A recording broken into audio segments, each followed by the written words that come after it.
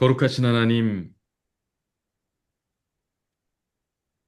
아버지께서 먼저 우리에게 당신을 구별하여 내어 주시고, 온전히 우리를 독점적 언약 관계로 초청하여 주셨사오니, 이제 우리 역시도 그 초청에 응하여서 주님만 사랑하고, 주님을 가장 사랑하는 그 거룩한 성도로 꼴지어지고 살아갈 수 있도록 우리의 죄를 사하여 주옵시고, 우리를 주의 소유된 백성 삼아 주시옵소서. 이제 그 모든 구속의 아름다운 속죄 현장에서 어떤 일들이 있었으며 어떤 제사들이 이루어졌으며 그것이 어떤 의미를 갖고 있는지 차근차근 공부해 나가겠습니다. 지혜의 영으로 함께하여 주옵소서. 이 자리에 더 많은 우리 이 동료 이웃들이 함께할 수 있도록 주여 그들의 마음을 깨워 주시고 또 말씀으로 새롭게 되는 귀한 체험과 더불어 하늘까지 함께 나아가는 담대한 또 아름다운 역사들의 주인공이 되게 하여 주시옵소서. 예수님 이름으로 기도합니다. 아멘. 네, 성도 여러분 안녕하십니까? 이 시간에 함께 하신 모든 분들을 환영합니다. 어,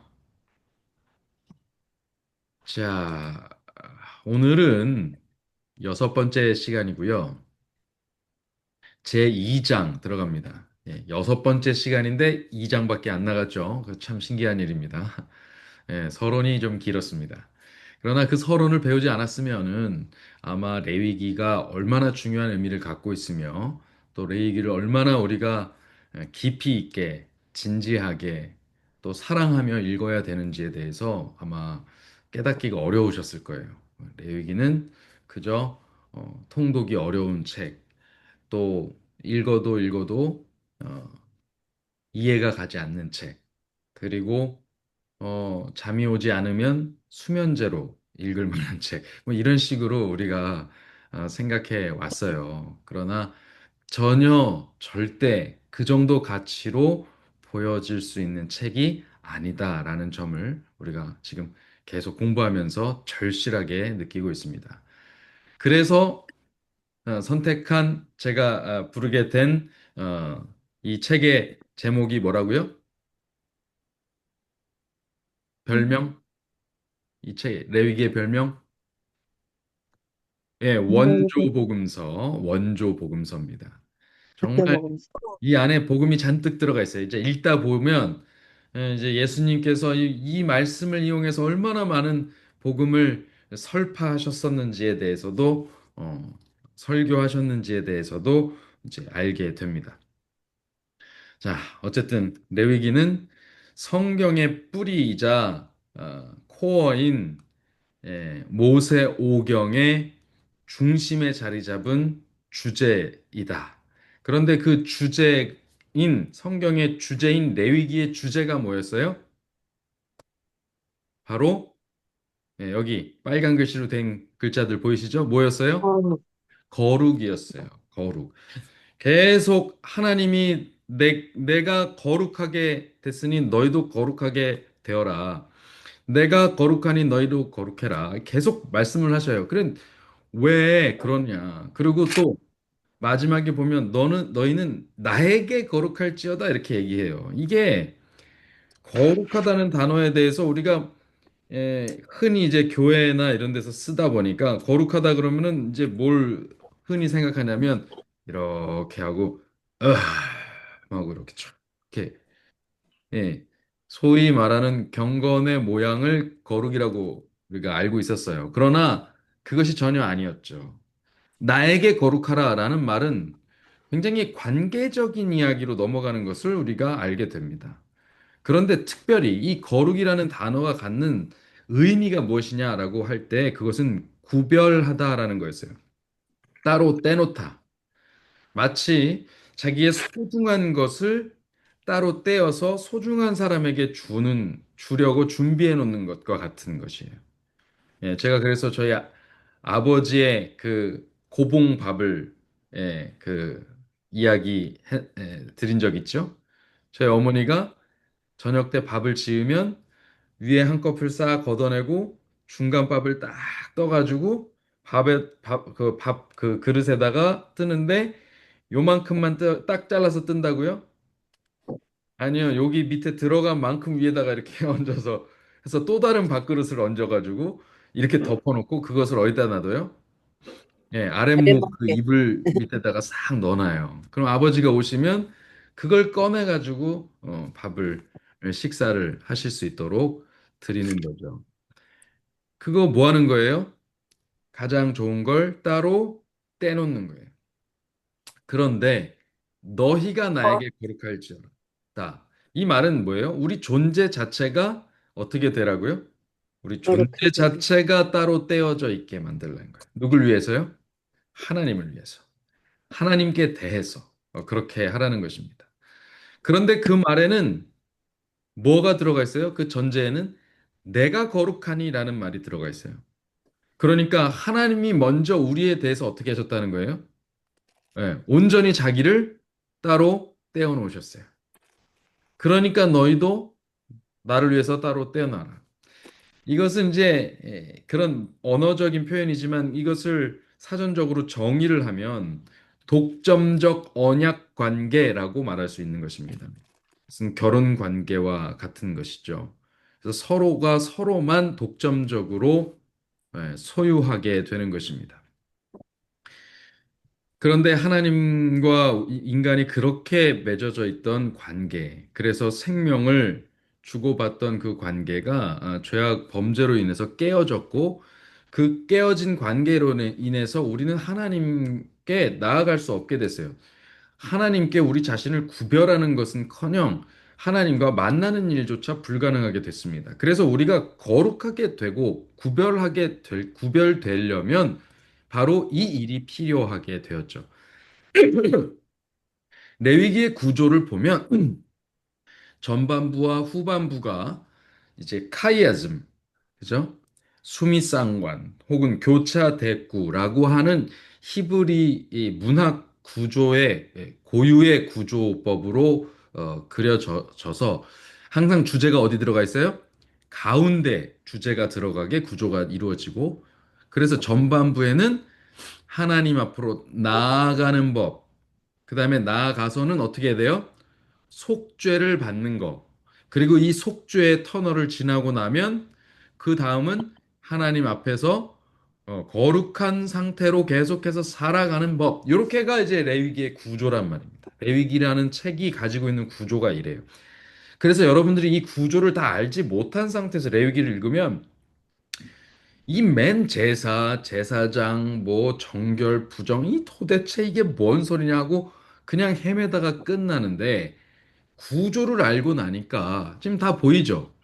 제사, 제사장, 그리고 일상생활에서의 정결과 부정, 이야기를 하는 이것을 통해서 정결하게 되어서 하나님 앞에 나아가면 그 상태에서 속죄함을 입고 그리고 나서는 그 이후에는 일상생활에서 거룩하고 또 이 온 세상의 제사장의 역할을 하면서 하나님과 함께 그 거룩한 날들을 이어간다라는 의미를 갖고 있다는 거예요. 이게 복음이죠. 인간이 하나님과 떨어져서 완전히 분리돼서 다가갈 수 없었던 존재였던 인간이 다시 하나님과 만나서 하나님과 동행, 동거할 수 있게 된다라는 사실 이 자체가 복음이 아닐 수 없는 것이죠. 그래서 이 자체가 복음인데 복음이라고 하는 단어를 또 거룩이라는 단어를 이루게 하는 이 복음이 되는 이 소식의 중심에 있는 단어가 뭐예요? 여기 이 보니까 이게 뭐예요? 제일. 속죄입니다. 네. 속죄. 예.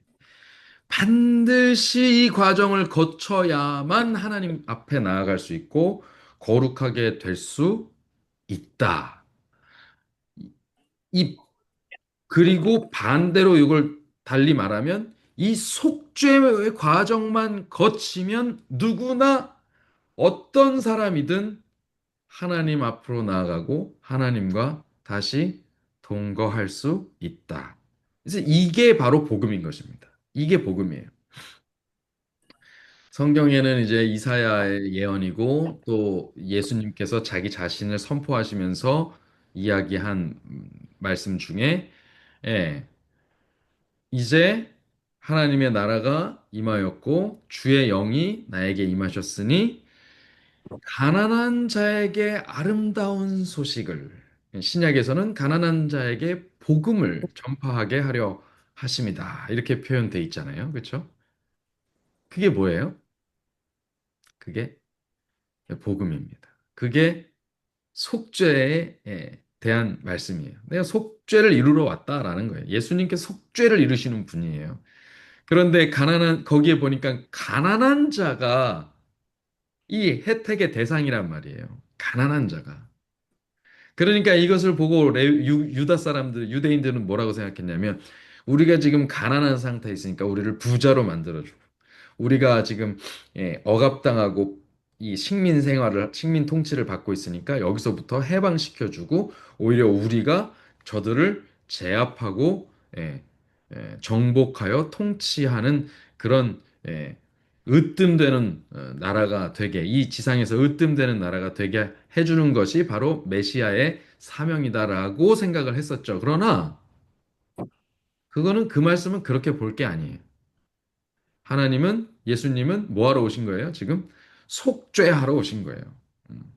나라를 정복하러 오신 게 육체로, 무기로, 힘으로, 폭력으로 정복하러 오신 게 아니고 뭐로 정복하러 오셨어요?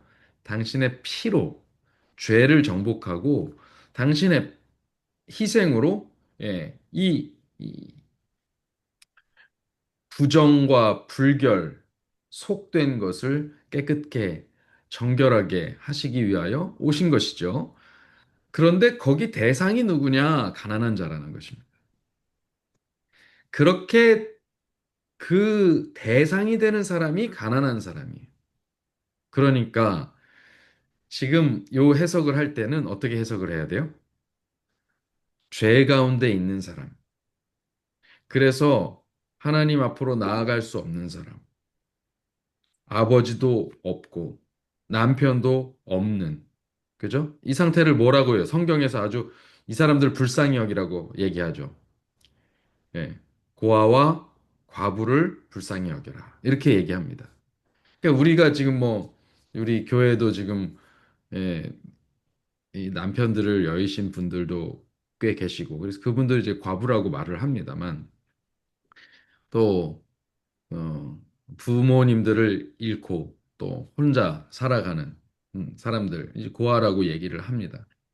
그런데 어, 이 사람들로 표현된 상징으로 어, 우리가 봐야 될 더 영적인 대상은 누구냐? 우리 자신이에요. 그냥 우리 자신입니다. 아버지 되신 하나님, 그분과 연결되지 않은 상태, 아버지를 잃어버린 그런 상태. 그리고 또 참 남편 되시는, 참 신랑 되시는 예, 하나님과 이별된, 떨어져 있는 독점적 언약 관계가 파기된 상태. 이것이 불쌍한 우리의 현실이다. 그럼 그 사람들이 누구냐? 가난한 사람들이다. 이것입니다. 그래서 이 가난한 사람들에게 다시 뭐 하는 거예요? 복음이 전파되는 거예요. 그럼 그 복음의 핵심이 뭐냐? 바로 속죄라는 것입니다. 죄 용서함을 받고 또 특히 죄 사함을 받고 죄 값이 치러지는 경험을 하는 것이 바로 이 속죄이죠. 이 속죄를 위해서 레위기가 우리에게 주어진 것입니다. 이 속죄가 구체적으로 어떻게 이루어지며 또 우리가 거기에 어떻게 동참할 수 있는지를 알려주기 위한 과정이죠. 그래서 동참할 수 있는 과정을 쭉 풀어놓은 것이 무엇이냐면 여기 있는 제사들과 절기들입니다. 자, 특별히 우리는 지금 먼저 제사들을 살피고 있습니다. 이 제사. 그래서 번제, 소제, 화목제, 속죄제, 속건제까지 이 5개, 5대 제사라고 해요. 자, 알고 계십시오. 이것을 5대 제사라고 말합니다. 이 5대 제사는 이 제사 자체로도 의미가 있고 또 제사의 형태를 설명하기 위해서 이렇게 사용되기도 합니다.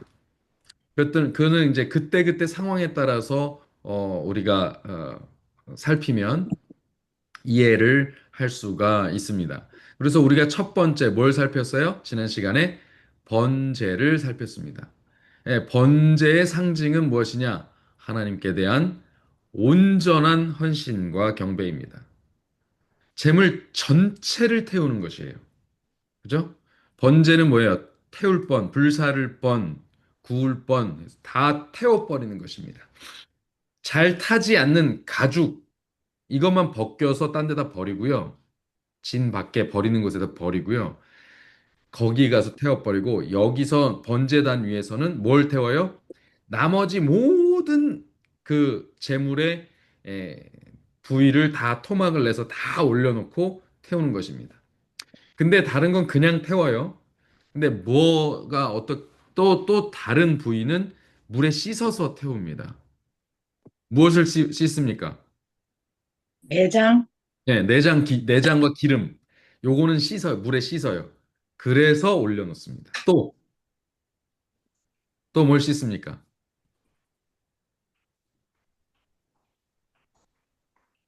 네, 뭘 씻죠? 여기 또 딱 씻는 거 나오잖아요. 9절, 1장 9절. 내장과 정갱이, 예, 정강이라고 돼 있죠. 정강이를 어떻게 해요? 그거는 물로 한번 씻어가지고 올려놓습니다. 자, 그렇게 해서 불사르게 되는 것입니다. 그래서 그것을 우리는 번제, 예, 태울 번자를 써서 번제. 근데 공교롭게도 영어로도 burnt, 예, burnt offering입니다. 번자가 예, 같이 들어가죠. 그런데 사실 번제는 어, 히브리어로는 올라입니다. 히브리어로 올라인데 올라의 뜻이 뭐예요? 올라. 올라간, 예, 예. 올라가. 히브리어도 한글하고 영어도 한글하고 예, 다 연결이 돼 있어요. 한글은 참 위대한 문자입니다. 그래서 히브리어로 올라 하면 예, 그것은 올라가. 올라간다, 오르막길, 계단 이런 뜻을 가지고 있는데 이것은 이 재물을 태울 때 그 향기, 이 연기가 올라가고 향기가 올라가는 것을 가지고 그것을 하나님께서 맡으시면서 기쁘게 받으시는, 예, 구 번역본에는 연락하시는 그 제사가 된다. 왜냐? 예, 그것이 예, 속죄를 완성하기 때문이다. 그런데 이 속죄를 이루기 위한 반드시 키가 있는데 속죄를 받기 위해서는 어떻게 해야 돼요? 재물이 타기 전에 재물을 죽이기 전에 어떤 일이 있어야 돼요? 반드시 재물에 내가, 내가 거기는 제물에다가, 말씀. 나의 죄를 재물에 짐- 짐승에다가 안수해야 돼. 안수한, 안수해서 죄가 완전히 이 재물에게로 전가되어서 가야 돼. 넘어가야 돼. 그래서 이제 내게 있던 죄는 누구한테 이제 다 넘어간 거예요? 이 짐승에게. 재물에 다 넘어간 거예요. 음, 그리고 이 재물이 어떻게 되는 거예요? 나 대신 죽음의 값을 치러야만 하는 나 대신 죽음의 값을 치른다. 이것이 대속, 대신 값을 치른다. 속자가 값을 치를 속자라고 말씀드렸죠. 대신 값을 치른다.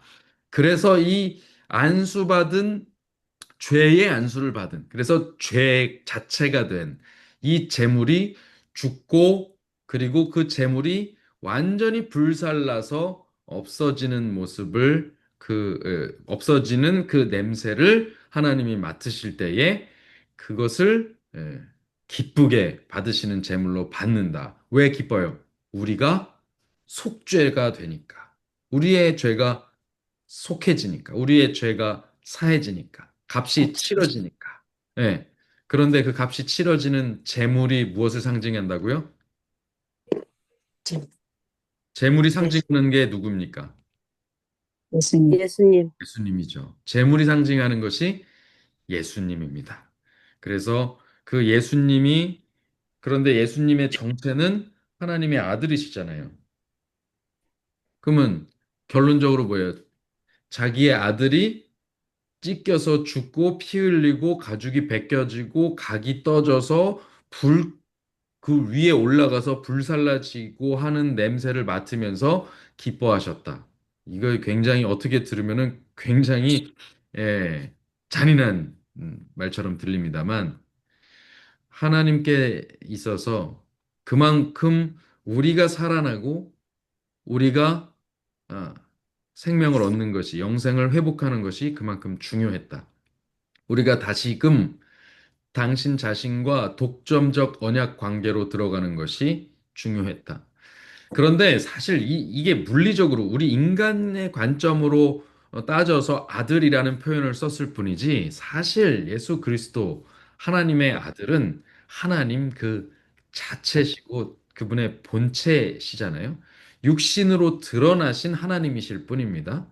그러니까 그것은 당신 자신이 타신 거예요.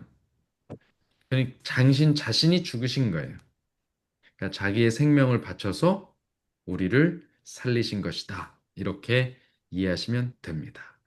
자, 그리고 오늘은 이 두 번째 말씀을 보겠습니다. 바로 2장 1절입니다. 누구든지 소재의 예물을 여호와께 드리려거든 고운 가루로 예물을 삼아 그 위에 기름을 붓고 또 그 위에 유향을 놓아서 드려라 이렇게 돼 있어요. 떡, 이게 소재라고 하면 여러분 흔히 뭐라고 알고 계세요? 없어지는, 없어지는, 소재. 소재 예물, 어디, 소재 제사는 무슨 제사라고 알고 계세요? 소자가 무슨 소자인지 아세요?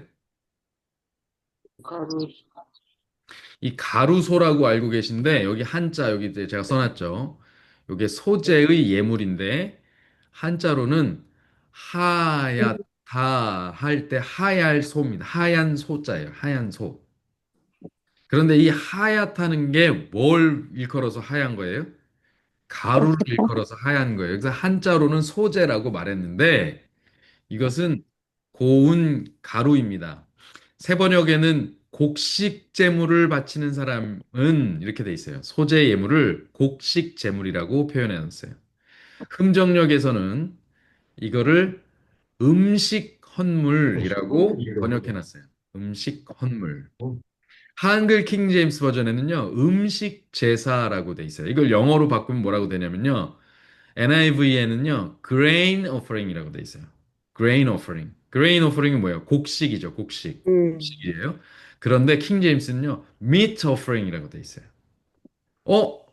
미트면 고기가 아닌가요? 그럼 어떻게 생각하세요?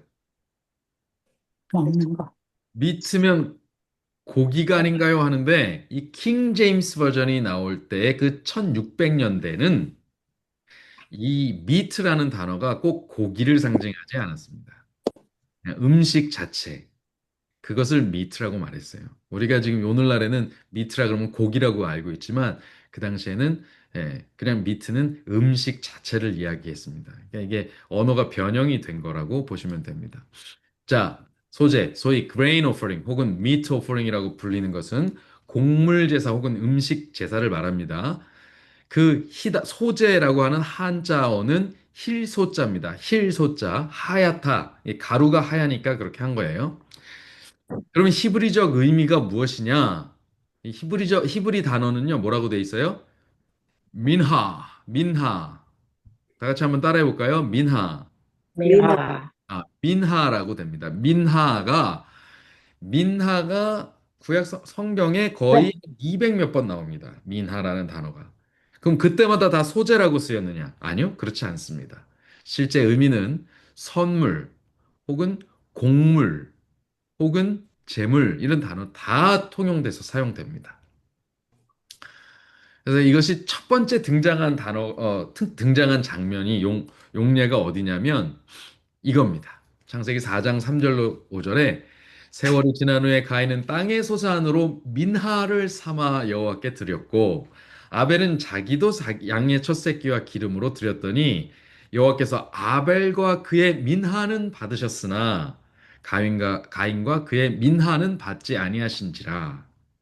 가인이 몹시 분하여 안색이 변하니 여기에 민하라는 단어가 다 쓰였단 말이에요. 이거를 소재라고만 하면 여기 양의 첫 새끼와 기름으로 햇볕 엄마 소재를 그렇게 하고 드렸다. 있다가 초콜릿 그러면 조심할게. 맞지가 않죠? 그렇죠? 예. 요거 요 다 소재를 양의 첫 새끼와 기름으로 소재를 드렸다. 이건 앞뒤가 안 맞는 말이죠. 예. 그러니까 이것은 민하라는 단어가 여기에 이제 그대로 들어갔는데 이 빨간 글자에 이 민하는 곡물의 제사만 말하는 게 아니고 모든 하나님께 감사함으로 드리고 하나님께 선물로 드리고 예물로 드리고 제물로 드리는 것을 다 통칭할 수 있는 단어가 민하다 그랬습니다. 또 베들레헴 성경 원어 사전에 보면 이렇게 돼 있어요. 민하는 우월한 사람, 특히 왕에게 바치는 선물이라는 세속적 배경에서도 사용되는데 이는 그 사람에 대한 존경 혹은 복종의 태도로 드려지는 것을 말한다. 자, 그러니까 가인이요. 하나님께 복종합니다라는 의미에서 드리는 선물을 드리고서는 그게 안 받아졌고 열받아가지고 가인을 죽인 거예요. 그러니까 드린 게 뭐 한 거예요? 복종의 의미로 제대로 드리지 않았다는 거예요. 하나님이 안 받으셨다는 말은 그에게서 정말 존경과 복종의 태도가 나타났다, 나타나지 않았다? 나타나지 않았다. 그래요. 그러니까 많은 사람들이 설교를 하면서 피가 드려지지 않았기 때문에 그렇다. No, 그건 아닙니다. 그건 아니에요. 짐승을 잡아서 드릴 수도 있고, 지금 보니까 곡식으로도 드릴 수 있어요. 얼마든지 자기가 받은 소산의 첫 번째 소산을 가지고 드릴 수 있어요. 그런데 그걸 드리면서 가인이 어떻게 태도를 취한 거예요? 아유, 아까워 하던지, 아유, 뭘 이런 걸 다 하라고 시켜, 아버지는. 이런 식으로 드린 거예요. 하나님께 대한 존경이나 복종의 태도는 전혀 드러나 있지 않은 제사가 드려졌던 것입니다. 특별히 이제 우리가 창세기를 살피면서 나중에 이제 제가 한번 말씀을 드리긴 했어요. 하와가 아들을 낳고 그 아들이 여자의 후손이 구원자가 될 거라는 말씀을 들었기 때문에 내가 여자잖아요. 하와의 입장에서. 내가 아들을 낳았으니 이 아들이 이제 우리 구원자다. 근데 구원자를 그들의 지혜로, 그 당시의 지혜로 바로 깨달은 게 뭐냐면 구원자는 메시아, 하나님이시다라는 걸 알게 된 거예요. 그래서 이 가인을 낳고 내가 아들을 얻었다. 그래서 얻었다라고 해서 가인이에요. 그런데 영어의 게인하고 비슷하죠? 가인인데 그 가인을 그냥 얻었다가 아니라 내가 하나님을 얻었다. 내가 하나님을 낳았다라고 하는 것으로 받아들였어요. 그래가지고 하와가 가인을 정말 지극정성으로 키울 뿐만 아니라 모시고 섬기고 아주 그냥 떠받들었어요. 그러다 보니까 가인은 어떤 인간이 되었을까요? 아주 스포일한 그런 인간이 되었습니다.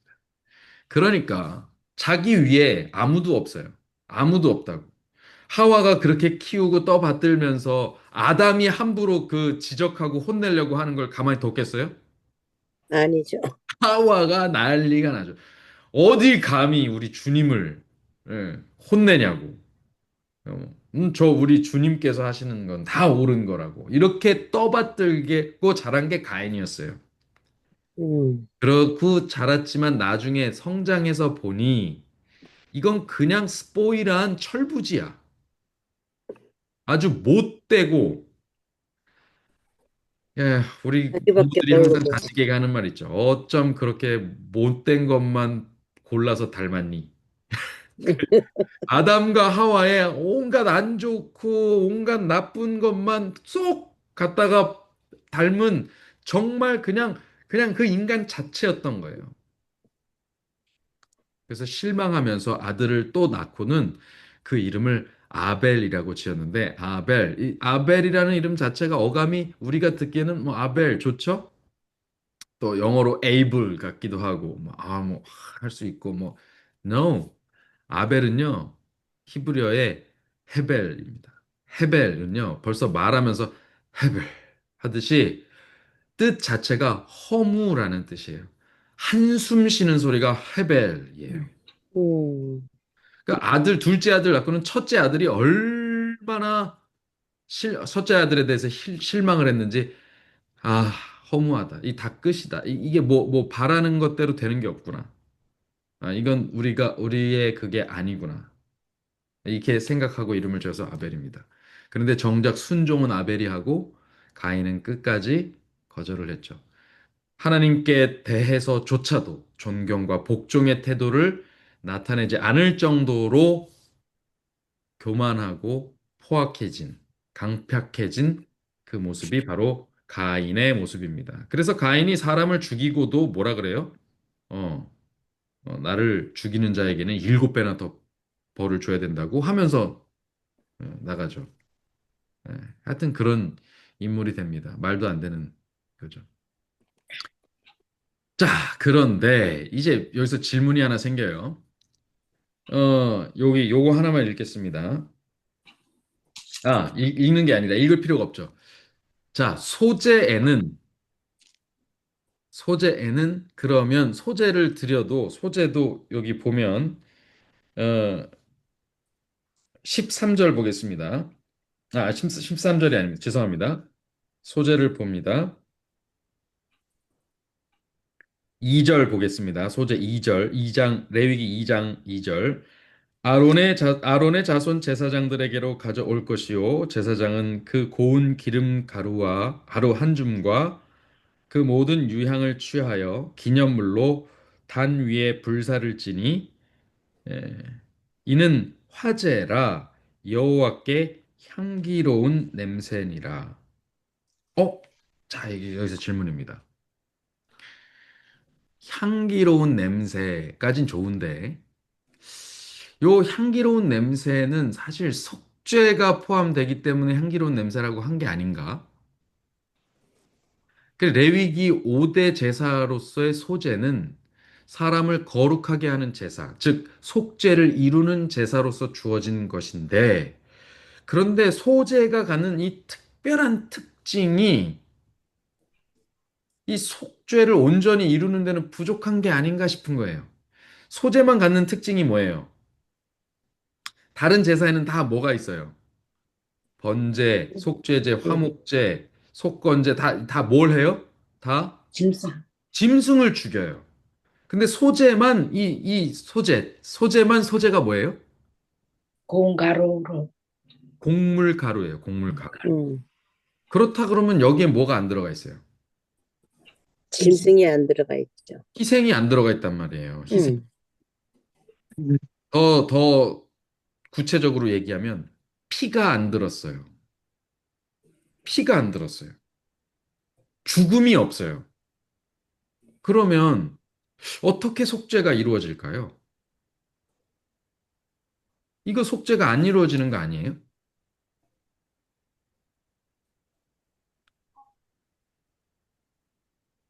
자, 이 말씀 한번 보실까요? 히브리서 9장 22절. 한번 읽어보시기 바랍니다. 시작. 율법을 따라 너의 거의 모든 모든 물건이 피로써 피로써 정결되는 정결하게 되나니 피 흘림이 없은즉 사함이 사함이 없느니라. 없느니라. 응?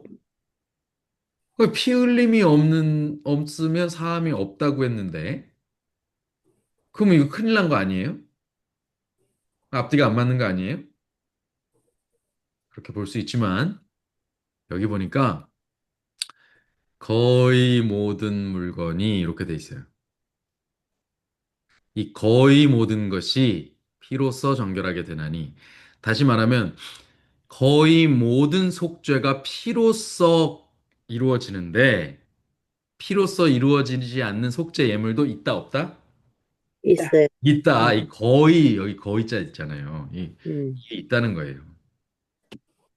자, 그럼 그 좀 이따 답을 찾도록 하고요. 제가 그러면 속죄 예물 할 때 이 예물이라는 단어를 먼저 좀 해석하겠습니다.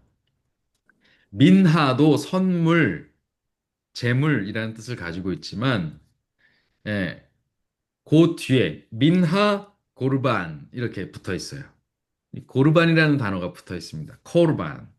코르반은 뭐냐면 여기 한글로 고르반이라고 이렇게 표현해 놨는데요. 예물이라는 뜻입니다. 예물은 이것은 무엇이냐? 하나님께 드림이 되다라는 뜻을 가지고 있어요. 하나님께 드림이 되다. 요거 때문에 요걸 악용해서 이 유대인들이 어떻게 했다고요? 마땅히 부모님께 이렇게 봉양도 하고 해야 되는데 그걸 안 하려고 그 재산을 뭐라 그래요? 너 그거 있는 것 좀 나 좀 사용할 수 있게 해주면 안 되니? 라고 부모님 물으시니까 이 자식들이 부모님 주기 싫어서 이걸 뭐라고 말해요? 고르반입니다. 이렇게 얘기해요. 그럼 부모님은 안 드려도 이거 하나님께 드려야 되잖아요. 음, 근데 이 교묘한 이걸 똑똑하다고 해야 될지 영악하다고 해야 될지 고르반 외쳤지만 이 고르반을 언제까지 드려야 된다는 말은 없어요. 웃기죠? 그러니까 자기가 갖고 있어. 계속 갖고 있는 거예요. 그리고 그거로다가 소득을 창출해요. 그래서 마침내 더 많은 부를 쌓고 쓸 만큼 쓰다가 나중에 죽을 때 이렇게 하나님 드리고 간다. 이렇게 그렇게 되면은 기한이 어디까지 늘어져요? 자기 죽는 날까지 늘어져요. 그러니까 안 드려도 되는 재물이 되죠. 이렇게 교묘하게 눈 가리고 아웅하고 눈속임하는 율법 준수의 모습. 여기에 존경이 있고 여기에 복종이 있어요? 없는 이렇게 거죠. 드려지는 제사가 과연 하나님께서 기뻐하시는 제사였겠습니까? 아니죠. 하나님께서 그들을 선택하여서 장자를 삼으실 만했겠습니까? 아니죠. 가인과 같은 제사예요. 가인은 결국 장자권을 상실합니다. 그리고 아벨은 죽었으니까 그 뒤로 셋이 태어나서 셋을 통해서 인류의 역사가 진행이 되죠. 하여튼 그렇습니다. 어, 그리고 이 고르반이라는 단어는 번제에도 하나님께 드림이 되었다. 번제로 예물을 드릴 때에라고 하면 그 예물도 고르반이에요. 소제에도 고르반이라고 사용돼요. 그리고 속죄제 중에도 고운 가루로 거기에 더 얹어 드리는 그런 고르반이 또 있었어요. 이게 소재 예물 민하 고르반 하는 그 고르반이 이 요런 경우에 섞여 있는 것을 발견하게 됩니다. 자, 그리고 이제 고르반은 민하에 붙어 있는 단어라서 설명을 했고요. 제가 계속 설명하고자 하는 것은 민하입니다. 민하. 민하는요, 다양한 예시를 갖고 있어요. 사람 사이에도 이것을 사용하는데요. 어, 이 창세기 32장에 보면 야곱이 그 소유 중에서 그 형 에서를 위하여 예물을 택하니 할 때 이 예물이 뭐예요? 민하예요. 예물이 민하예요. 선물. 민하. 음, 그리고 요셉에게 야곱의 아들들이 이 땅의 소산을 다 담아 가지고 그 사람에게 예물로 드려라. 요셉에게 가서 예물로 드려라라고 할 때 열두 아들 열 아들들이죠. 열 아들들이 요셉에게 가서 이렇게 할 때 유향 조금과 꿀 조금과 향품과 모략과 유향나무와 감복숭아 뭐 이런 것들을 창세기 43장에 보면 가져가는데 그것이 또 뭐예요? 그것이 또 예물 할 때 그게 민하예요. 그 다음에 또 어떤 예시가 있냐면, 어, 그 사무엘 하 8장에 보면 다윗이 블레셋 사람들을 다 치고 메덱 암마라는 땅을 빼앗아요. 그리고 모압을 또 쳐요. 그래서 줄로 이렇게 재서 두 줄 길이 사람은 다 죽이고 한 줄 길이 사람만 남기고 또 두 줄 길이 사람 죽이고 한 줄 길이 사람 살리고 굉장히 잔인했죠? 하나님께서 다윗이 피를 많이 묻혀서 성전을 짓지 않게 하신 이유가 또 있긴 있어요. 이런 이런 것 하고 났더니 모압 사람들이 다윗의 종들이 되어서 조공을 드리다니라라고 할 때 이 조공이 뭐예요? 민하입니다. 예. 그리고 솔로몬이 또 사는 동안에 주변의 모든 블레셋과 애굽 지경에 미치는 모든 나라들이 솔로몬에게 조공을 바쳤다 할 때 이 조공이 또 민하입니다. 그래서 아랫사람이 윗사람에게, 약자가 강자에게 드리는 선물과 조공도 복종과 의존의 의미도 다 가지고 있는 게 민하다. 자, 그러니까 그런 민하로 통칭되던 것이 지금 어떻게 돼요? 예. 감사합니다. 2장에 이르러서는 특별히 무어로 소재라는 것으로 제한되고 또 정의되어서 우리에게 소개된 것입니다. 예. 아니, 아빠, 자, 특별히 예. 그러면 이 소재의 여러 방법들이 있어요. 여기 보면 소재에는 고른 가루로 기름을 붓고 유향을 넣고 이렇게 드립니다. 또 화덕에 굽기도 하고 무교병을 만들고 무교전병을 만들기도 하고 무교병은 뭐예요? 이렇게 큰 떡입니다. 무교병 큰 떡이에요. 좀 사이즈가 큰 거예요. 무교전병은 뭐예요? 그거 얇게 펴갖고 이렇게 덮어서 이렇게 한 거예요. 전병은 좀 작은 걸 전병이라고 하는 것 같아요. 그런 거. 그리고 철판에 붙인 것. 그리고 게, 냄비에서 구운 것. 부침개. 네. 그 부침개도 하고 뭐 냄비에서도 이렇게 하고 뭐 여러 가지로 만든 거예요. 곡물을 가지고 기름하고 유향을 섞어 가지고. 그리고 요렇게 소재를 드리는데 첫 이삭의 소재도 있어요. 첫 이삭을 볶아서 찌은 것으로 소재를 하기도 합니다. 요 첫 이삭의 소재는 다른 소재하고 조금 달라요. 볶아서 찌은 것이 다르다는 게 아니고, 예, 요거는 조금 다른 방식으로 드려지긴 해요. 나 좀 이따 설명드리겠습니다. 자, 요런 것들을 사용하는데요. 자, 요것을 조금 더 소재의 절차를 제가 설명하겠습니다. 첫 번째, 고운 가루를 준비하는 것의 의미입니다. 예, 고운 가루를 준비한다는 것은 어떤 뜻을 가지고 있냐면요. 껍질을 벗겨야 돼요. 고운 가루를 내려면 먼저 곡식을 다 어떻게 해야 돼요? 예, 탈곡해야 돼요. 그래가지고 껍질을 다 벗겨야 돼요. 그쵸? 이거 그, 그 시골에 가면 정미소 있죠, 정미소. 정미소에서 다 이렇게 해가지고 가마니에 딱 담아줍니다. 그 껍질을 벗겨야 돼요. 껍질을 벗긴다는 것의 의미가 무엇입니까? 요걸 이제 우리에게 적용해야 돼요. 가시덤불과 같고, 돌짝밭과 같고, 예, 엉겅키 같이 막 덮여 있는 그 땅에 그것들을 다 벗겨내는 거예요. 그러면 어떤 상태가 돼요? 다 갈아엎어요. 돌적도 다 꺼내서 다 버려요. 그러고 나면, 예, 옥토와 같이 되는 상태를 말합니다. 고운, 이제 깨끗한 껍질을 싹 벗겨내는 거예요. 우리가 가지고 있던 편견과 선입관을 다 버리고, 우리가 가지고 있던 어떤 죄악에 대한 관성을 젖혀두고, 내가 추구하던 욕망의 그것을 껍질을 좀 벗고, 그리고 나 있는 모습 그대로의 내면의 그 솔직한 모습으로 하나님께 나아가는 것입니다. 그리고 이 가루가 되려면 또 어떤 일이 벌어져야 되냐면요. 여러분, 가루 내려면 옛날에 어떻게 했어요? 네, 맷돌에 막 갈았어요. 그쵸? 맷돌에 갈았어요. 그리고 요렇게, 그 뭐라 그러죠? 요거를? 이렇게. 하여튼, 그걸에다가 이렇게 해갖고 막 갈았어요. 깨 갈고 막 이렇게 하는 그걸로 갈았어요. 곱게 갈려야 됩니다. 그래야 가루가 돼요. 이게 아픔과 고난을 통해서 도리어 우리의 상태가 순수해지는 것을 말합니다. 뭐 다 살면서 겪어보니 겪으면서 사람이 교만을 벗어요. 다 잘 될 줄 알아. 다 잘난 줄 알아. 다 내 건 줄 알아. 그리고 다 내 맘대로 하려고 그래요.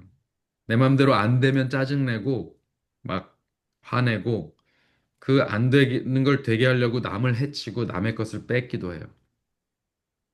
그런데 고난을 좀 겪으면 사람이 겸손해져요. 순수해집니다. 오히려 아픔과 고난을 통해서 갈리는 고통 속에서 정말 하얗게 소재의 재료가 되는 것입니다. 자, 그리고 두 번째는 기름과 유향을 첨가하는 것입니다. 여기서 말하는 기름은 무엇일까요? 여기서 말하는 기름은 감람유입니다. 감람유가 뭐죠? 우리가 잘 아는 올리브 기름입니다. 올리브 기름. 어, 그 당시에 예루살렘에서 가까워 갖고 예수님이 제자들 데리고 자주 갔던 산 이름이 뭐예요? 감남산, 감람산. 감람산입니다. 예수님 승천하신 산이 어디예요? 감남산, 감람산입니다. 감람산. 감람산이 뭐예요? 올리브산이에요. 올리브산. 올리브산. 음. 그다음에 유향은 무엇입니까? 유향. 여러분 유향 아세요? 보신 적 있으세요? 저는 모르는 것 같아. 유향은요. frankincense라고 말합니다. frankincense. frank 좀 순수하다라는 뜻을 가진 어원을 넣어서 순수하고 순결한 향기. 그래서 그것을 이렇게 신성한 예식에 사용합니다. 유향을 싹 태우면요. 이렇게 향기가 아주 경건해지는 향이 나요. 그래서 그 나무 유향 나무에서 이렇게 나무에 칼집을 내서 상처를 내면 거기서 이렇게 똑똑 떨어져 갖고 그게 레진이 됩니다. 그걸 가지고 이렇게 약간 그 투명한 돌멩이 같이 된 그거를 이렇게 부셔서 그거를 이렇게 뿌리면 같이 태우면 향기가 싹 올라오죠. 음, 예, 그렇게 하는 것입니다. 그래서 기름과 향이 사람의 마음을 즐겁게 한다. 친구의 충성된 권고가 이와 같이 아름답다. 기름과 향이 뭘 말한다고요? 친구의 충성된 권고. 친구가 아주 우정 어린 따뜻한 말을 하고 이렇게 하는 것이 이렇게 아름답게 사람의 마음을 즐겁게 하는 것처럼 하나님의 마음을 즐겁게 하고 하나님의 마음을 행복하게 하고 드리면서 내가 행복하기 위해서 이렇게 유향을 섞습니다.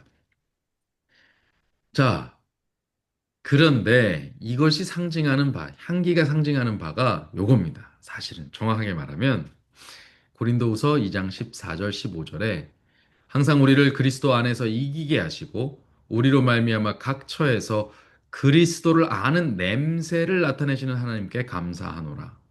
우리는 구원받는 자들에게나 망하는 자들에게나 하나님 앞에서 무엇이니?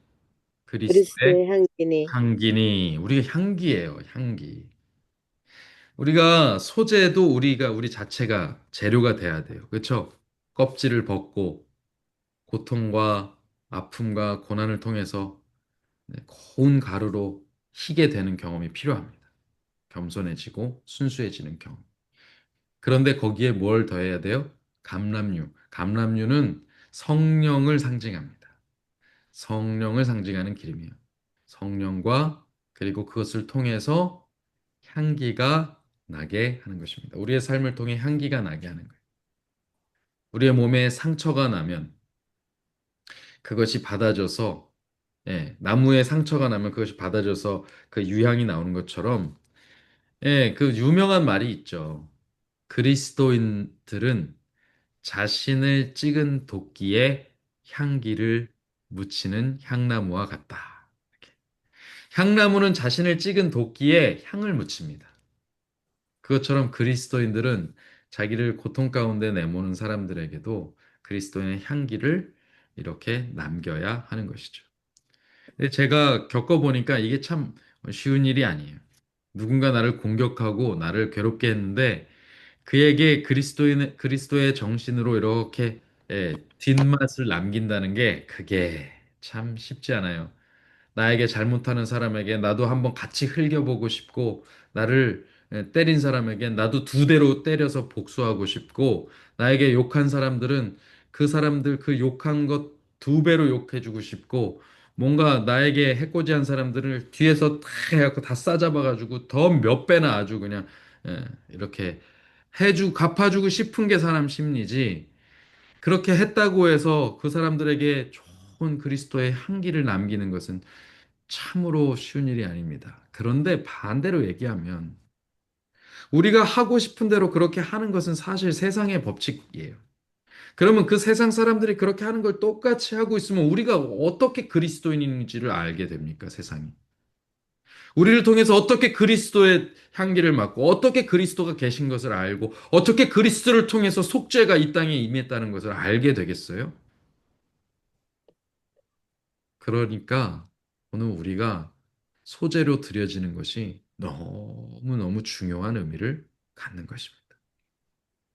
우리가 소재를 준비하는 마음으로 우리의 예물을 준비한다면 단순히 그것이 우리의 그 재산 중에 얼마, 뭐 돈 중에 얼마 해가지고 이렇게 구겨진 지폐 펴서 이렇게 드리는 이 정도가 아니라는 것을 알게 돼요.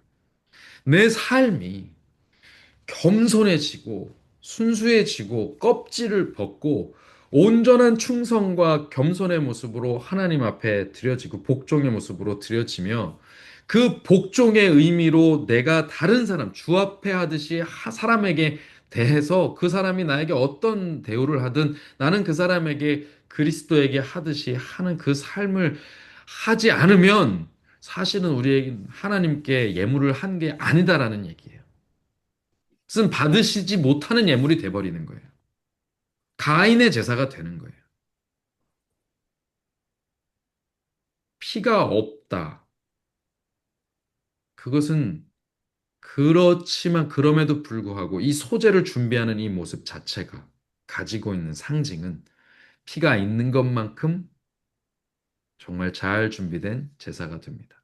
물론 구체적으로 더 중요한 의미들을 상징하는 것들이 또 있습니다. 자, 다음입니다. 굽거나 부치거나 찌거나 하는 요리를 하라고 했어요. 그런데 이 요리하는 것을 보니까 이 가루를 낸 것을 요리하는 거 보니까 이게 옛날에 여기 우리가 아는 만나를 요리할 때 요렇게 합니다. 백성이 두루 다니며 그것을 거두어서 돌에 갈았죠. 절구에 찢고 가마에 삶고 과자를 만들고 그래서 기름 섞은 과자 맛 같은 것을 먹었어요. 이 요리를 한 거예요, 요리를. 뭘 가지고? 만나를 가지고 요리를 했어요. 그러니까 이들이 만나 가지고 요리한 게 지금 이 레위기가 주어진 게 지금 광야에서 주어졌습니다. 그들은 지금 곡식이라는 게 거의 없어요. 왜냐하면 농사를 지을 수가 없으니까. 그들이 곡식을 얻을 수 있는 수단은요, 그들이 나와서 그들 중에 일부가 그 주변 민족에게 가가지고 거래를 통해서 사오는 것밖에는 없었습니다. 그리고 그것이 안 될 때 뭘 계속 하나님이 내려주셨냐면 바로 만나를 내려주셨어요. 이 만나를 통해서 이렇게 요리를 했습니다. 그러니까 그들이 소재를 드릴 때도 이 만나를 요리하듯이 요리를 해서 하나님께 드렸다는 거예요. 그런데 이 요리한다는 것의 상징이 무엇이냐? 여러분, 우리가 이 만나가 말씀을 상징해요. 음식을 먹는다는 것은 하나님의 말씀을 먹는 것을 상징합니다. 말씀을 먹을 때도 그러니까 뭐가 필요해요? 요리가 필요해요. 지금 제가 이 말씀 전할 때요, 이렇게 요리한 거예요. 지금 요리가 잘 된 것 같으세요? 이렇게 요리해서 여러분들께 음식으로 제공하는 것입니다. 사람이 소신이 분명하고요. 소신이 분명한 것과 고집이 센 거하고는 좀 다릅니다. 다른 사람을 구원하기 위해서는요, 내 말씀에 이렇게 써 있으니까 너 반드시 이렇게 해야 돼. 막 이렇게 강요한다고 될 일이 아니에요. 그 사람을 구원하기 위해서는요, 다양한 모습으로 이 말씀을 가지고 갈 필요가 있어요. 음, 다양한 모습으로. 복음의 본질은 변함이 없으되 그것을 담는 그릇과 그것을 포장하는 포장지와 그것에 입히는 맛과 향기는 다를 수 있다는 거예요. 사람마다 좋아하는 게 다르니까. 어떤 사람은요, 운동으로 접근하고요. 어떤 사람은요, 노래로 접근하고요. 어떤 사람은요, 수다로 접근하고요. 어떤 사람은 맛있는 음식으로 접근하고요. 어떤 사람은 건강 문제로 접근하고요. 어떤 사람은 그냥 같이 있어주는 외로움을 달래주는 것으로 접근하고요. 사람마다 그 접근해서 그 필요한 포인트가 다 다른데, 야, 성경에 이렇게 써 있으니까 넌 이렇게 해야 돼. 무조건 이렇게만 들이댄다고 할 수가 없는 거예요. 요리를 잘하는 거죠. 그렇게 하면서 뭐 하는 거예요? 이것을 먹을 사람을 생각하는 거예요. 오늘도 저희 집사람이 저에게 칼국수를 해줬어요, 저녁으로. 그러면서 탁 제가 말씀 준비한다고 이렇게 쟁반에다가 이렇게 해가지고 제 책상까지 이렇게 배달을 해주더라고요. 얼마나 고마운지. 예. 제가 그 맛도 뭐 맛있게 잘했지만 그 마음 때문에 더 맛있게 먹었습니다. 그 준비하는 마음이 어떻겠어요? 우리 남편이 이렇게 해갖고 설교 준비를 잘하겠지 하고 그 준비해서 가지고 올 거 아닙니까? 그럼 이제 그것이 요리하는 사람의 마음이에요. 우리가 말씀을 전하고 우리가 하나님께 예물을 드릴 때 어떤 것이 가장 좋은 예물일까? 제가 좀 전에 소재 예물을 말했어요. 하나님께만 드리는 게 아니, 이 드리는 절차를 준비하는 것 자체가 받으심직한 예물이 되기 위해서 우리의 삶이 그렇게 바뀌어야 되는 것을 지금 우리가 말하고 있어요. 우리가 얼마나 그런 준비를 하는 데 있어서 신경을 써야 되는가 하는 것입니다. 자, 이제 시간이 또 계속 지나가고 있으니까 말씀을 읽겠습니다. 율법 없는 자에게는 율법 없는 자가 내가 하나님께 율법 없는 자가 아니라 도리어 율법 아래에 있는 자이지만 율법 없는 자와 같이 행동하게 되는 것은 율법 없는 자들을 얻고자 함이고 약한 자들에게 내가 약한 자처럼 되는 것은 약한 자들을 얻고자 함이고 내가 여러 사람에게 여러 모습이 된 것은 아무쪼록 몇 사람이라도 구원하고자 함이니 내가 복음을 위하여 모든 것을 행함은 복음에 참여하고자 합니다. 바울이 어떻게 했어요? 이 사람에게 가서는 저런 모습, 야, 이 사람에게 가서는 이런 모습, 저 사람에게는 저런 모습, 저 사람에게 가서는 저런 모습, 요 사람에게 가서는 요런 모습, 다양한 모습으로 접근한 거예요. 그렇게 하기 위해서 정말 얼마나 많은 생각을 하고 고민을 하고 연구를 하고 노력을 했을까요? 그리고 자기를 깎고, 그죠? 어, 이런 일을 잘하는 사람들이 있습니다. 누구냐면 바로 이 예쁜 여자를 꼬시고자 하는 남자들이 그래요. 칼국수 싫어하는데도 나 칼국수 좋아해 합니다. 예, 어디 뭐 카페 가서 이렇게 차 마시고 하는 거, 그거 지겨워, 친구들아. 야, 그런데 왜 가? 하다가 여자친구가 가자 그러면 어떻게 해요? 나 그런데 좋아. 막 이러면서 차를 막 공부해가지고 막, 뭐, 차는 이렇고, 커피는 이렇고, 막, 예, 대단하죠? 여러분, 영혼을 얻기 위해서 바울이 그렇게 행동했습니다. 소재의 예물은 그렇게 드려지는 것입니다. 자, 그 다음, 뭐를 넣지 말라고요? 4번. 누룩과 꿀을 넣지 마라. 누룩이나 꿀은 들어가면 안 돼요. 누룩은 뭘 상징합니까? 우리가 하도 많이 이제 들어서 알죠? 잘 아시죠? 적은 누룩이 온 덩이에 퍼지느니라. 누룩 조금, 이스트 조금만 넣어도 이제 큰 부풀어 밀가루 오르지. 한 포가 확 부풀어 오르니까 다 들어 퍼지죠. 그것을 두고서 예수님께서 바리새인과 사두개인 또 헤롯의 누룩을 주의하라고 얘기합니다. 그것은 무엇입니까? 그들의 교훈을 그래. 그 교훈이 들어오면 내 온몸에 영향을 끼치기 때문이고 그 교훈, 그 한 사람이 그 교훈을 퍼뜨림으로 인해서 온 소사이어티가 다 물이 들어버리기 때문에 그래요. 이러므로 우리가 명절을 지키되 묵은 누룩으로도 말고 악하고 악의에 찬 누룩으로도 말고 누룩이 없이 오직 순전함과 진실함의 떡으로 하자. 순전함과 진실함. 이게 중요한 거예요. 우리 예물을 드릴 때 거기에 악의가 들어있지 않게 하자 이것입니다. 악한 교훈이 들어있지 않게 하자. 진실함. 그 필요한 것입니다. 이 누룩은요. 이렇게 부풀려 가지고 변질시키고 흥분시키고 날카롭게 찌르고 허위, 과장, 위선의 의미를 갖는 것입니다. 예. 그것이 누룩의 의미예요. 그래서 사람이요, 아, 이제 그 과시하죠, 과시. 아, 내가 했어. 그거 나야. 뭐 일이 일어나면은 거기에 다 참견해가지고 다 내가 알고 다 내가 하고 다 내가 개입하고 다 내가 영향을 끼쳤대. 그래서 다 내가 한 것처럼 얘기해. 아, 요거 누룩입니다. 그러니까 바리새인들은 자기가 한 행위들이 그것이 구원에 아주 결정적인 역할을 하고 자기가 한 설교를 통해서 저 사람들이 다 구원받았다고 이렇게 설파해요. 예. 헤롯은 어땠어요? 헤롯은 그때 당시에 성전을 증축하는 그 일들을 통해서 자기가 마치 그 유대의 적통 왕인 것처럼 굴었어요. 절대 그렇지 않다는 것입니다. 위선이고 허위고 과시고 과장일 뿐이에요. 그 다음에 꿀은 무엇을 상징합니까? 꿀. 꿀은요, 여러분. 꿀은 예, 쾌락을 상징합니다. 합니다. 꿀은 쾌락을 상징해요. 꿀을 많이 먹는 것이 좋지 못하고 자기의 영예를 구하는 것이 헛되니라. 꿀은 자기의 영예를 구하는 거예요. 자기 즐거움, 자기 기쁨, 예, 이런 쾌락, 자기 쾌락, 예, 요거 추구하는 것에 빠져서 이것이 내 삶에 영향을 끼쳐서 내 삶의 예물이 뭐가 되지 못하게 하는 거예요? 온전한 예물이 되지 못하게 하는 거예요.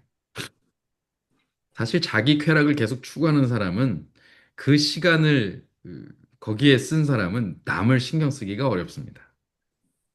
그래서 그게 참 잘 안 돼요. 지도자들의 경우에 이게 지도자들이 자기 밥그릇을 생각하기 시작하면 그때부터는 그 조직, 그 단체, 그 집단은 예,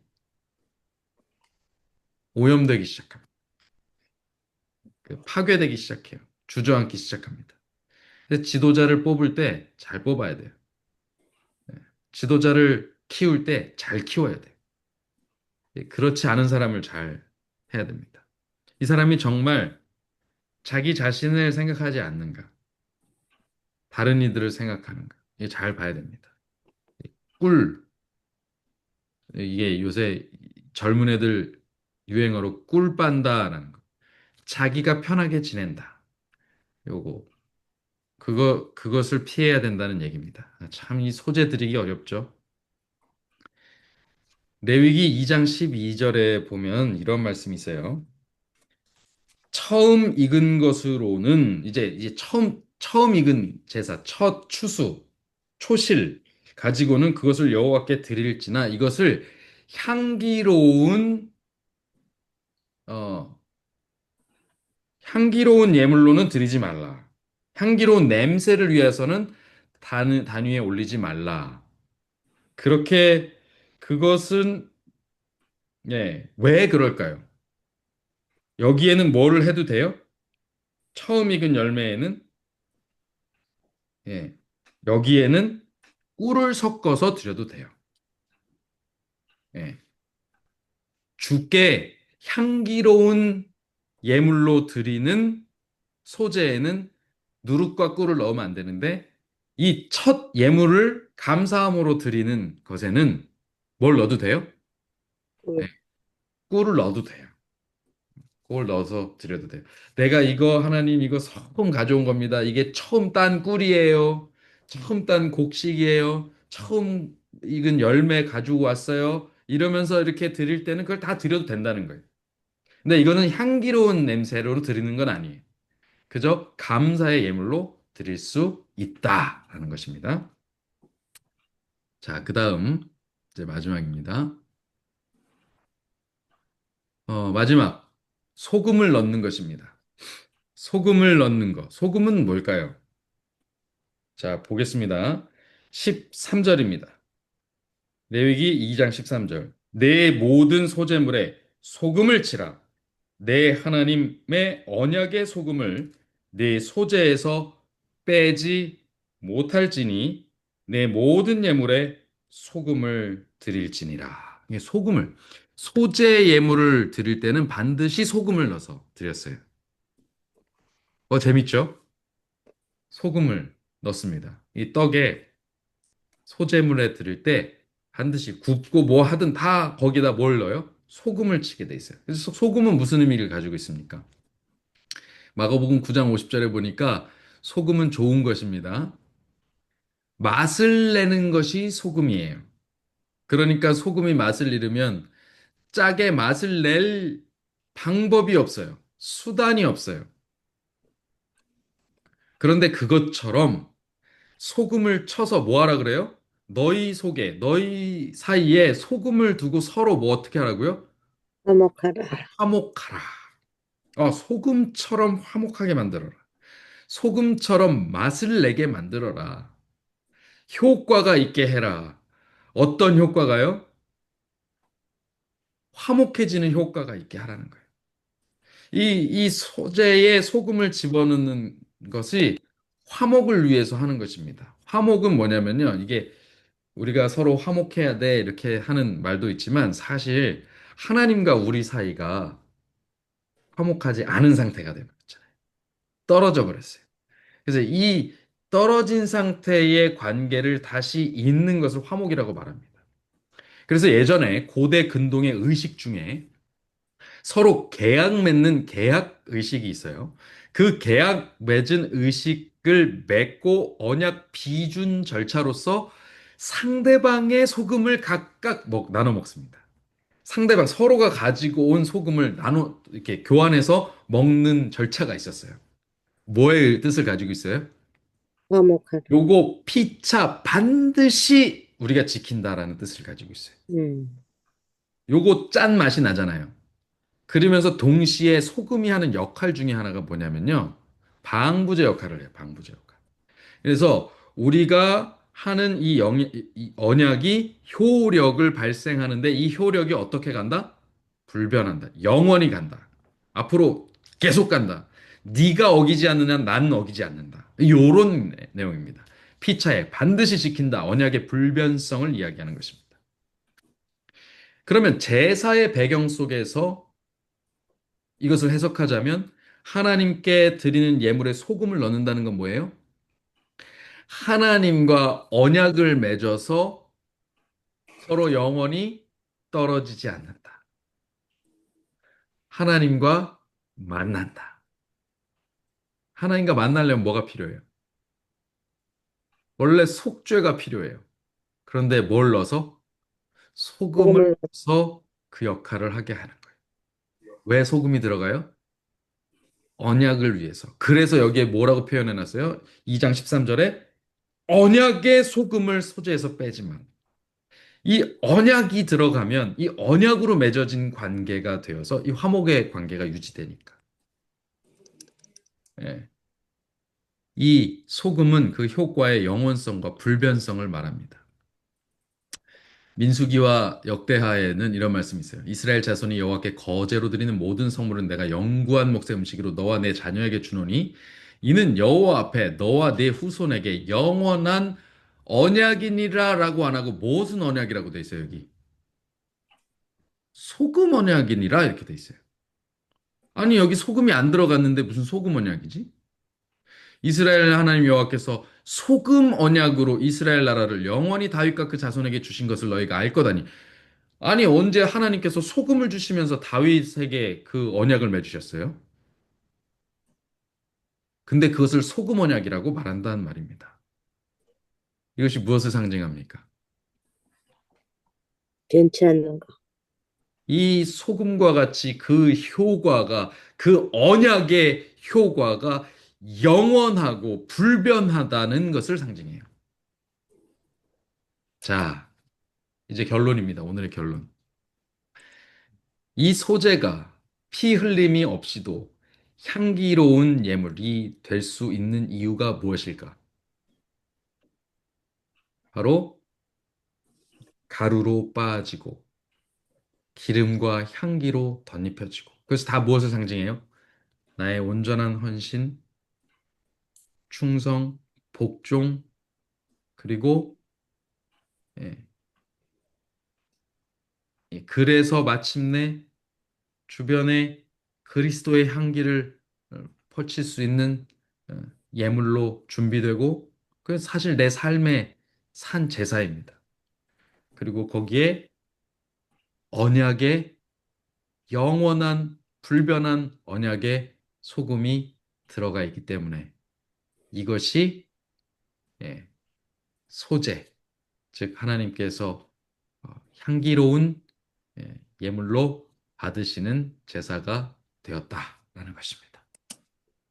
오늘 이 소재를 통해서 어, 소재에 대한 공부를 통해서 내 자신이 소재로 하나님께 드려지는 그런 예, 귀한 영적 체험 가운데로 여러분들 각자가 들어가시게 되기를 간절히 바랍니다. 아멘. 네. 예, 우리 번제가 우리를 온전히 드리는 거였다면 소재 역시도 우리 자신이 산 제사 되어 예, 언약 관계로 들어가는 것이다 라는 것을 오늘 배웠습니다. 예, 다음 시간에 계속 예, 진행하도록 하겠습니다.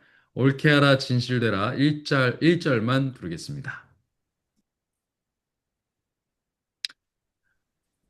옳게 하라 진실되라 내 할 내 일 아무나 하나님 못하리니 담대히 담대히 친절히 잘 진실하라 행하라 천사도 내 할 일 못하리라 천사도 내 할 일 못하리라 옳게 하라 진실되라 더욱 진실되라 기도하겠습니다. 천사도 도무지 하지 못할 그 귀한 일이 우리에게 주어졌음을 이 시간 다시 한번 깨닫게 됩니다. 그저 우리 죽어가는 목숨 살리신 것에서 그치지 않으시고 우리가 살되 그저 가까스로 연명하는 것이 아니라 풍성하게 그 생명 누릴 수 있고 하나님께서 주신 생명이 얼마나 고귀하고 향기로운 것인지 깨달을 수 있는 그런 아름다운 그리스도인의 삶을 우리에게 허락하셨음을 인해서 감사드립니다. 이제 우리가 세상을 살면서 세상의 법칙에 익숙하고 또 친숙하게 지낼 것이 아니라 하늘의 법칙과 하나님의 나라에 합당한 그 열매를 맺는 삶을 살기를 원합니다. 주님, 우리를 있는 그대로 두지 마시고 껍질을 벗기고 맷돌에 갈아 곱고 흰 가루 되게 하시고 기름과 향으로 덧입히시며 그렇게 주변에 정말 많은 사람과 아름다운 관계로 화목해질 수 있는 그런 예물, 그런 민화가 되어 주님께 온전히 드려질 수 있게 하여 주옵소서. 오늘 주님께서 우리를 그런 주님의 제자로 주님의 백성으로 삼으신 것을 확신하며 우리의 앞으로의 삶을 변화시키기로 결심하오니 성령으로 인치시고 능력을 더하시기를 예수 그리스도 이름으로 간절히 기도하옵나이다. 아멘.